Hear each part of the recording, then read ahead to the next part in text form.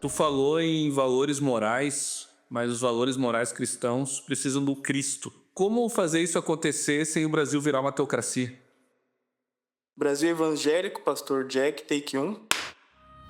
Por que não pode ser uma teocracia? O Brasil já é uma teocracia. Só existe teocracia. Todo governo serve a uma divindade. A democracia tem uma visão de mundo e serve a um Deus. O comunismo serve a um Deus.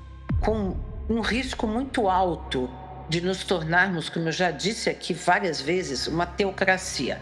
Já estamos caminhando a passos largos para isso, né? E nada é mais errôneo, para não dizer mentiroso, do que isso. Porque teocracia é um sistema de relação entre o Estado e o fenômeno religioso que navega na sintonia da confusão. Isto é, não se sabe quem é o chefe da igreja, quem é o chefe do Estado. Na verdade, os nossos governantes, eles estão terrivelmente apavorados. E eles têm medo de um Senhor que ressuscitou dentre os mortos e que vai voltar. E eu não tenho problema nenhum com teocracia, porque já vivemos numa. Só que o Deus que está reinando hoje no Brasil não é o Deus da Bíblia. De um projeto de teologia do domínio que vem dos Estados Unidos já há várias décadas e que está cada vez mais presente na nossa sociedade. Existe ainda também um pouco do que é chamada a teologia do domínio. É estabelecer uma teocracia ou a desculpa do governo de Deus para a gente, em nome dele, ter um alto nível de controle. Seja a teologia do domínio e que a teologia dos sete montes, né, o mandato dos sete montes está muito ligado a ela, né? É a ideia de que os cristãos deveriam, né, por mandato divino de Gênesis, né, dominar a terra, e que Cristo, né, deu a terra aos mansos, né, que o Salmo diz que o Messias vai governar as nações com cetro de ferro, né, e venha a nós o vosso reino. E o mandato dos sete montes faz parte disso, ou seja, de que, de fato, existem 7 esferas de influência que seriam essenciais para exercer esse domínio. Vida, família, educação, mídia, cultura, negócios e governo. É um movimento que vai acreditar que é fundamental que haja um tipo de controle, de domínio, de influência cultural da igreja sobre a sociedade. Seja debaixo de uma narrativa de amor e de cuidado social, de trazer a sociedade a uma vida melhor, amando ao próximo e amando o próximo pela via de engajamento cultural, ou seja por um tipo de medo, de acreditar que a única forma do cristianismo não ser perseguido na sociedade, não ser chutado para fora da vida social, é com mais influência cristã na sociedade. Liderança evangélica mantém um alerta.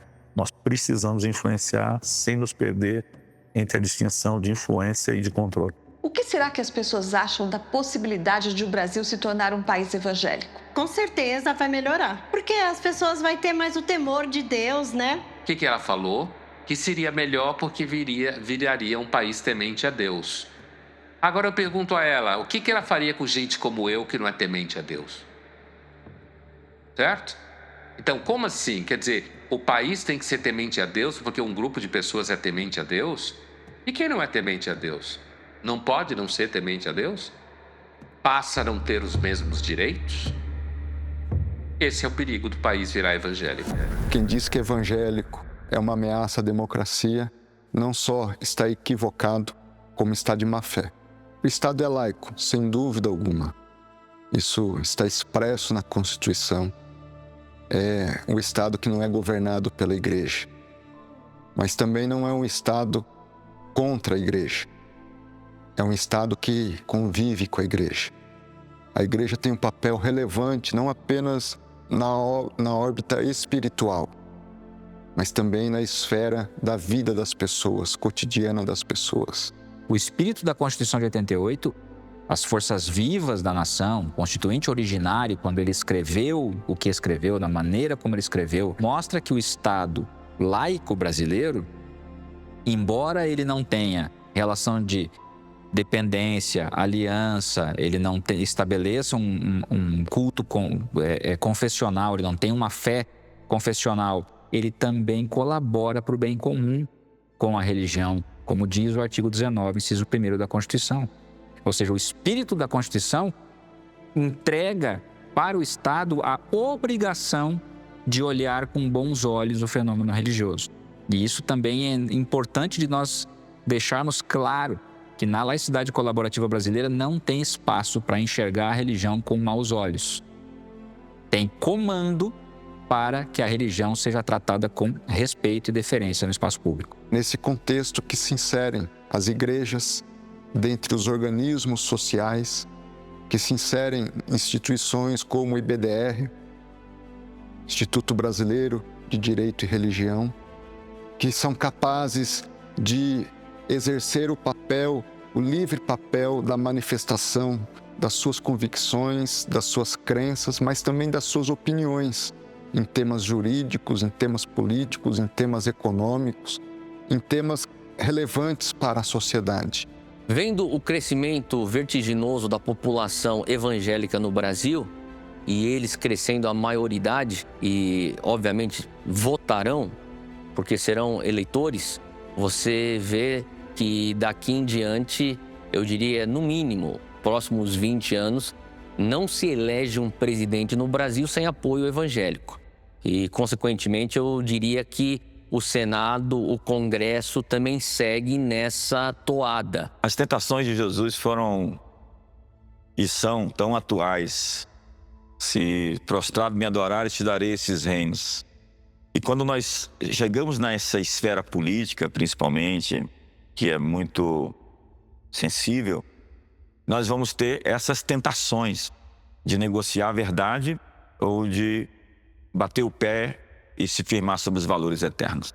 E, obviamente, isso atrai oportunistas. E como a gente enxerga até na linguagem bíblica, né, lobos vestidos de ovelha. Nós contamos com uma lista de entrevistados que inclui lideranças pentecostais, neopentecostais, reformadas, parlamentares, juristas e muito mais. E não se engane, não é uma produção evangélica para evangélicos, é uma produção para todos, sobre um fenômeno religioso, social e cultural. Tudo isso sem caricaturas.